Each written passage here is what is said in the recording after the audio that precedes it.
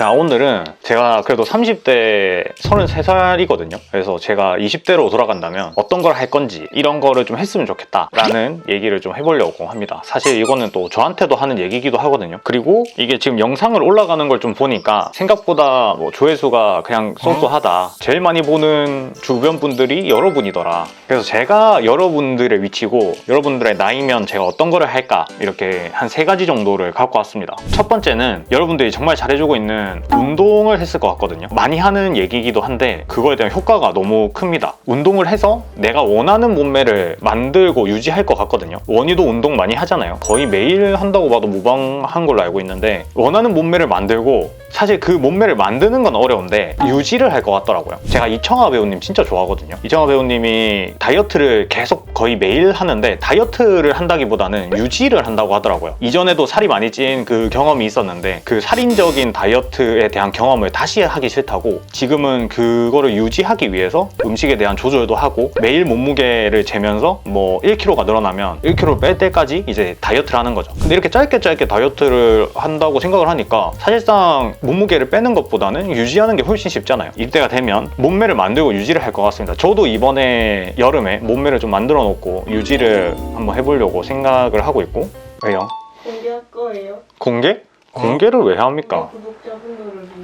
그래서 일단은 운동을 해서 몸매를 만들어야 하는 이유가 몇 가지가 있어요. 이제 몸매를 만들고 나면 그 오태가 살거든요. 그래서 거기서 오는 자신감이 내 주변을 바꾼다라는 느낌이 들더라고요. 그렇게 되면 좀 주변에 대한 시선도 많이 달라지고 나를 대하는 자세도 달라지고 제가 남들을 대하는 자세도 달라지거든요. 저는 이제 완전 뚱뚱했던 시절은 없었거든요. 어느 정도 살집이 있는 시절은 있었는데 그때랑 지금이랑 다른 거는 나 스스로가 정신적으로나 신체적으로 건강해지니까 주변 사람들이 좀 바뀌는 게 느껴지더라고요. 너 그렇게 어떻게 했냐? 운동 관련된 사람들도 주변에서 늘어나고 그러면서 거기에 대한 크루들도 모여지고 이게 집에서 술을 먹는다든지 뭐 엽떡이나 뿌링클 같은 거 먹잖아요. 그러면은 먹고 나서는 조금 나태해지거든요. 혈당이 갑자기 올라와서 저 같은 경우는 혈당 스파이크가 너무 심해서 먹게 되면 뭐 잠이 오거나 이러는데 식습관적으로 좀 바뀌고 오히려 정신이 좀 맑아지는 느낌도 있고 스트레스적으로도 좀 많이 감소하고 긍정적인 사고가 가능하게 되더라고요. 운동을 하게 됐을 때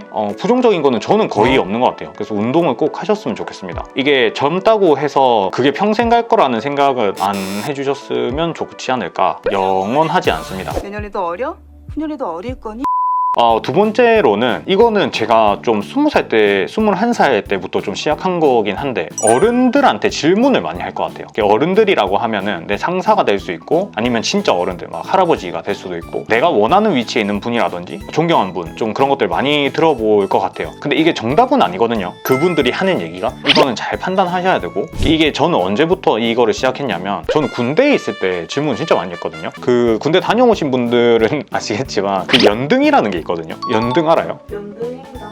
좀 그런 등인데 오늘 연등할 사람 이러거든요. 그 자는 시간 한 12시까지인가? 공부를 하는 걸 연등이라고 했어요. 그러니까 옛날에 이제 등 같은 거 켜놓고 공부하잖아요. 그래서 연등을 하는 사람들은 책을 읽거나 아니면 자격증 공부를 하거나 이런 사람들이 많았단 말이죠. 뭔가에 대한 목표를 가지고 있는 사람들이니까 그렇게 같이 하는 사수분들 좀 이런 질문을 많이 했어요. 김 병장님이 이제 저 이등병 때로 돌아가신다면 어떤 걸 하실 것 같나요?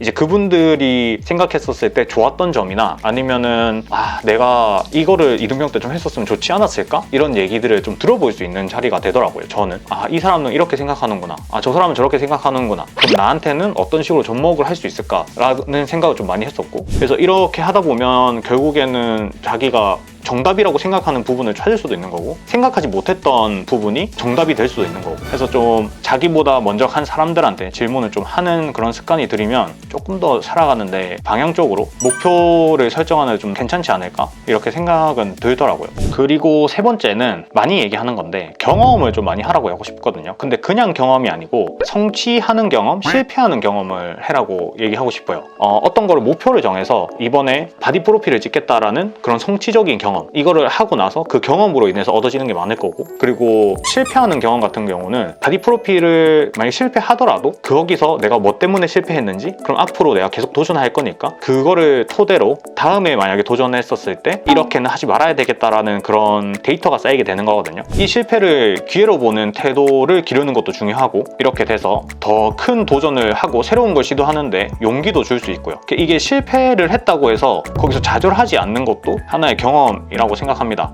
주인님은 실패 경험 있으세요? 오, 너무 많죠. 지금 봐도 저 제품만 실패한 것도 엄청나잖아요. 우리 오돌프?